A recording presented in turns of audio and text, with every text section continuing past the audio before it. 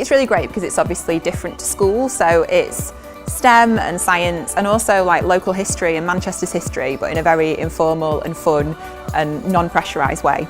The thing that I find really useful to help understand what an engineer does is the bit in the middle here, which says making things work, making things that work and making things work better. It's a show about sound and how speakers work, and I suppose some of the applications of engineering that I have found useful because I make instruments. So it's a combination of just showing them some funny, weird things that I've made, but then showing them how I've had to learn about how they work.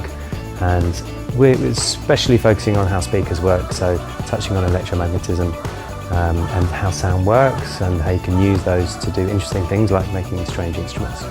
So as part of the projects linked to the show today, some of them are going to get to come to the museum for a visit, but it would be great to see lots of those kids coming back with their family and with their friends, having a go at different experiments and having a look at the museum just in their own time. 5, 4, 3, 2, 1.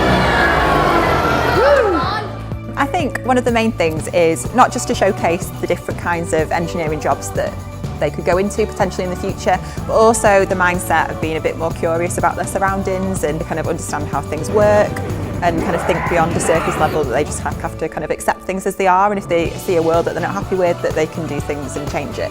Hopefully then they will be interested and they'll be inspired to find out more themselves. So I can't hope to explain everything about all I'm talking about. We're covering quite a lot of different things. Hopefully some of them will come down to the museum and have a look there. And I like to show them that a lot of the stuff I'm using is cheap or free and easy to use. So it's not high-end, complicated things. It's things they can get started with, just simple things.